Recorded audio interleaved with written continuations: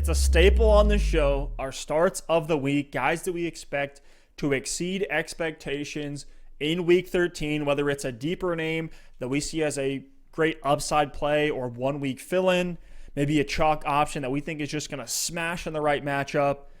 And last week we had some wins, we had some losses. I know you had Daniel Jones, who was looking good and then got hurt. You had Zach Moss, who was fine for a fill-in. I had Derek Carr, which that absolutely hurts. Worst game of his career. I don't think anyone saw that coming. I looked around. You and a lot of others had Derek Carr. Yeah, I looked around at every other fantasy analysis website out there. Everyone had Derek Carr, at least in their top 10, if not much higher than that, and he just busted out. Miles Sanders busted out against Seattle. But we had some major wins. I had Justin Jefferson as a wide receiver 1. He finishes the wide receiver 6. You had Robbie Anderson, who bounced back with 19.5 PPR points. Mike Gesicki panned out as a tight end stream, and Evan Ingram, your boy, blew up. He was a chalk option that exceeded expectations, 16 fantasy points in PPR. But Alex, I'll pass it to you first. Who is your quarterback start of the week in week 13, 1 week before the fantasy playoffs? Let's get it. It's no other than Kirk Cousins against the Jacksonville Jaguars. And I know it sounds crazy. It's a must-win week for a lot of people. Kirk Cousins, we think of him as all over the board, a low-volume option, not able to get it done. But dude, Stef, Kirk Cousins has been on a tear. Over his past 4 games, he is the quarterback 5 in fantasy football. He is absolutely lighting it up. 4 weeks ago against Detroit, 20 points. Then against Chicago, had 18. Against Dallas, had 23. And last week against Carolina, had 26. Gets the great matchup this week against the Jacksonville Jaguars. Adam Thielen should be back. He was activated off the COVID list today. The expectation is that he is going to play this week. And we saw Baker have one of his best games of the season. We definitely saw Jarvis Landry have his best game of the season against Jacksonville last week. Baker was 258 yards, 2 touchdowns, no interceptions. So I expect Kirk Cousins to come out here against a Jacksonville Jaguars team that is struggling and absolutely light it up. I think it could be a Dalvin Cook game as well, but if Cousins comes out and can get you 250 and 2, right off the waiver wire, I think you'll definitely take that at your quarterback spot, especially if you've been rolling with guys like Matt Ryan or Derek Carr over the past few weeks. JJ Zacharyson tweeted out, fantasy points per game since week 6. Russell Wilson, 20.9. Kirk Cousins, 20.3. So wow. I was floored to see that stat. Shout out to JJ. But that's great to see for Kirk Cousins' fantasy value. He's quietly balling out. It seems like he does this every single year. This is why we're all in that late round QB draft strategy. But another guy who was in that range that we were smashing on late in drafts was Ryan Tannehill, my quarterback start of the week. Tanna Thrill. We had him multiple times. I remember in 2019, as the season went on, as a guy that you had to just keep plugging in every single week. And we've seen the floor. It's a brutal floor that Tannehill has because in some games he's just not going to pass at all. But this season, he's sitting in the top 10 at the quarterback position in fantasy. And I think he has a smash matchup this week against Cleveland. When the Titans get a lead or even in a neutral game script, we know they run the ball a ton. But even on limited volume, Tannehill's efficiency makes up for it. He's one of the most efficient quarterbacks in the league.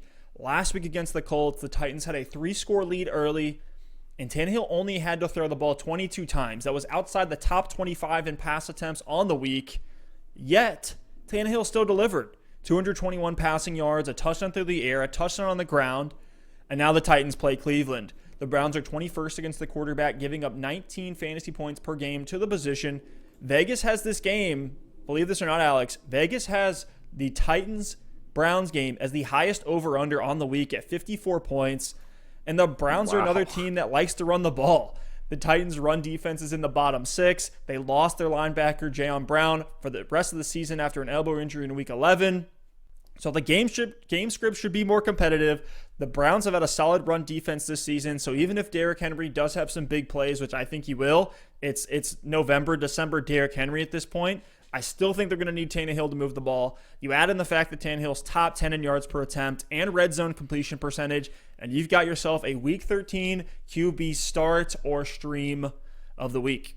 I love it. Tanna Thrill. We're always going back to the well with Tannehill. He's got to be like the most often used start of the week between you and I because somehow he keeps getting it done with this crazy efficiency. But Steph, let's go ahead and move over to my running back start of the week. Someone who does not have crazy efficiency. It's David Montgomery, but I'm still willing to fire him up this week against Detroit. Wow. Coming off of his best game of the season against Green Bay, 11 carries for 103 yards, added 5 catches for 40 yards and a touchdown through the air. And we said it coming into the year. David Montgomery is going to be a valuable RB2, not because he scores a lot of touchdowns, not because he gets passing work, but because of volume. But Steph, interesting to see, the passing work has shown up for David Montgomery. Since Tariq Cohen went out with injury, here are David Montgomery's target totals each week. 6, 8, 5, 5, 5, 3, and 6. So the targets are showing up for David Montgomery in this offense. I do believe this offense is better with Mitch Trubisky, so the touchdown upside is going to be a little bit higher with Trubisky out there, just moving the chains with his legs, targeting actually his best player, Allen Robinson, which Nick Foles never wanted to do. So I think David Montgomery is really coming into his own, getting volume, getting some passing work. Maybe the Bears offense has some more touchdown opportunities, and the matchup is just beautiful against Detroit. Bottom 5 in the league in rushing yards allowed per game. So if you have David Montgomery, I mean, this is an absolute smash play. And with a touchdown, I think he gets you up close to 20 points this week in week 13 heading into the playoffs. I love it, man. He's sitting at RB15 in PPR, right where we had him in our projections. I think we had him a little bit lower than that, but you were all over Monty, and it's panning out for you in a big way. But my running back start of the week is a little bit more chalk, but it's Chris Carson against the Giants. Back from injury, Carson should be a smash play in this matchup. We keep saying that, smash play. Essentially, that just means, look, it's a chalk guy who's in the best situation that you could want for fantasy. And even on limited snaps from Carson last week, they were easing him back into the offense after the injury. He only played 37% of snaps, but he was still 8 for 41 on the ground, had a touchdown as well, and then had 2 receptions for 20 yards through the air, putting together 14 PPR points, again, on 37% of snaps. But don't let the fantasy points fool you. The Seahawks have shown that when healthy, they want Chris Carson to be their full-time workhorse back, which makes him a huge value for fantasy. In the 5 weeks before his injury, Carson was seeing 12 carries and 4 targets a game. You add in the upside from the Seahawks offense with goal line work that had Chris Carson as a top 5 running back through the first 5 weeks of the season before his injury.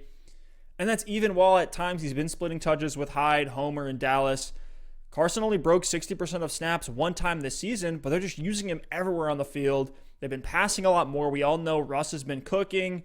So give Carson another week to get healthy. An easy matchup against the Giants, who may be without Daniel Jones. This might just be a run-out-the-clock game for the Seahawks. And this is the perfect storm for Chris Carson to remind everyone of his dominance to start 2020. Yeah, I really like that pick, Steph. Plug him back in there with confidence in a really good matchup against the Giants. But moving on to the receiver spot, it's my start of the week. Another guy you need to roll out there with confidence, even if you were disappointed last week. It's Cooper Kupp against the Arizona Cardinals. It was one of his 2 really disappointing outings so far this season. I roster Cooper Kupp and, our big league, Steph, so I was obviously very disappointed last week. Only put up 2 catches for 41 yards on 5 targets. When you think about this Rams offense, the concern is Cooper Kupp gets phased out of the game because of 12 personnel and Josh Reynolds and all this. Cooper Kupp played 89% of snaps. I was actually surprised to see the lack of production when he was on the field because Jared Goff tends to hone in on Kupp when he is out there. Goff and Cooper Kupp are boys, so I expect a pretty good rapport with them this week. I expect Kupp to be like, hey, bro, you got to give me the ball a little bit more heading into a game against Arizona where points should be on the board. There's only a 48.5 point over-under as of now. But in a matchup against the Arizona Cardinals, that's kind of surprising. I know both defenses are coming on. Both the Rams and Cardinals offenses have kind of started to struggle a little bit, but I would smash the over in this game. I expect there to be points on the board, and I actually really like Cooper Kupp to get back into the end zone this week. He hasn't scored a touchdown since week 4, and for a guy who we always say, he was so reliant on the touchdowns last season, and he's like the main red zone target, Cooper Kupp has only caught 2 touchdowns this season, so I expect some positive regression there, and it's going to start this week against the Arizona Cardinals. I love it. I was floored to hear that on Kupp's touchdowns. Haven't looked at his game log in a minute. And that would make a lot of sense why his production hasn't been as high, but he's still producing week in, week out.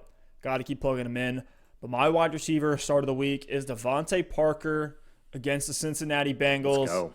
And since Fitzmagic has come back in for Tua, who is expected to miss this week, they said multiple weeks at the time of injury when they pulled him out. He has a thumb issue going on. So it should be Fitzmagic. This take kind of crumbles if Tua's back in. But with Fitzmagic, Parker has had back-to-back 18 fantasy point outings. Fitz loves to dial in on Parker. We saw the report in 2019 when Parker finished as a wide receiver 1 on the year. And over the last 2 games, 9 targets against Denver, 14 targets against the New York Jets. Now, I wouldn't expect a 35% target share like we saw against the Jets, but Parker, I think, is in line to easily get 25% or more of the targets with Preston Williams out with injury. He's still on IR the last time I checked. So now Parker's in another soft matchup in Cincinnati in Week 13. The Dolphins' run game has had some issues with Myles Gaskin and Salvon Ahmed missing time with injury. So I expect them to lean on the pass a little bit more. I think you got to ride the hot hand. With Fitzmagic under center, Devontae Parker is a locked-in wide receiver 2 with wide receiver 1 upside every week. And I think the Ryan Fitzpatrick stream has some appeal to go along with it. But Parker's my start for Week 13. Interesting. If Tua plays this week, does that change? I'm bumping him down a little bit just because I don't think they're going to ask Tua to do what Fitzmagic does. Plus, he's just not making some of those tough throws that a seasoned journeyman like Fitzmagic's going to put up there. And let's be real, Tua doesn't have the magic that Fitzmagic brings to the table. So I do bump him down, but I think I am still willing to start Parker. But I'd move him from a wide receiver 2 to maybe a low-end wide receiver 3 if Tua is active. Unfortunately, Steph, we have to move on to the tight end position. Yikes. My start of the week is Hayden Hurst against the New Orleans Saints, and this is just for a lack of depth at the position. I mean, I said it last week with Evan Ingram. He's been my start of the week several times, and it's because at this position, rather than just rolling the dice on a touchdown, like an Austin Hooper last week, he got like 2 catches, 10 yards, and a touchdown, so you're happy. You got to look at guys getting volume, even if they're not efficient with them, because the targets are going to lead to potentially higher floors and a higher potential for a touchdown at the position than anything else. And someone who's getting that work is Hayden Hurst, similar to what Evan Ingram was getting, so far this season. Now the cat's out of the bag on Evan Ingram, but Hurst last week, 4 catches, 48 yards, but it was on 8 targets. The matchup against New Orleans isn't necessarily great, but at home, I expect Matt Ryan to bounce back from what he did against New Orleans a couple weeks ago, where the Falcons were absolutely terrible. And outside of the previous game against New Orleans, where Hayden Hurst actually put up 0, that might have actually burned you a little bit. So people are probably scared to plug him back in this matchup. The games before that, 8 targets, 7 targets, 7 targets, 4 targets, double-digit PPR points in 4 straight weeks before that goose egg against New Orleans. So the tight end position always has the potential to burn you, but you just have to give yourself the best chance each and every week with volume, with offenses that move the ball and feature the tight end spot, and the Falcons are one of the teams that do that. So if you have Hayden Hurst, you got to keep rolling him out there each and every week and take the ups with the downs. I like him to get 6 to 8 targets this week against New Orleans. If he gets into the end zone, you're actually probably going to win your week against your opponent at the tight end spot. Tight end 9 in PPR leagues right now for Hayden Hurst. Yeah, that's a little mind-blowing because you feel like most weeks he does disappoint you, but now no Julio Jones in the lineup. Olamide Zaccheaus is also out, so he can't step into that role either. I think Hurst is going to see some of that additional volume with those guys being out. But you mentioned how gross the tight end spot is, and that this just plays to the point of how gross this tight end start is. I don't even want to say it. I'm scared. Because my start of the week is Jordan Reed for the San Francisco 49ers against the Buffalo Bills. How are we still talking about this guy? It's crazy. I feel like he was out of the league 3 years ago, but somehow he still slides in and somehow still able to put up fantasy points, and he's in a great matchup this week. If you're like me in some leagues and you're just scraping the bottom of the barrel at the tight end spot, you got to pick somebody up. Like Trey Burton was the guy that I picked up last week. I think for this week, it's going to be Jordan Reed because the Bills are a bottom 5 team against the tight end. Reed doesn't play more than 50% of snaps really on any given week, but he's still averaging 5 targets a game this season, including games with Kittle in the lineup. And one really interesting stat on Jordan Reed, he is number 1 among all tight ends in targets per snap. So when he's on the field, he gets targeted, plain and simple. I expect his target or his snap share to increase, meaning the target should increase with it if that stat remains constant. I know it's a crapshoot, but these guys are all crapshoots at this point. But coming off a 6 target game and a tough matchup against the Rams, I think the floor is around 6 points for Reed this week. If you're scraping the bottom of the barrel at tight end, Reed at least gives you a chance to put up some points in a really good matchup. So that's my start of the week. Again, it feels disgusting. We might actually delete this take out from the show. But Alex, I think that wraps up our Week 13 preview, our Week 12 recap.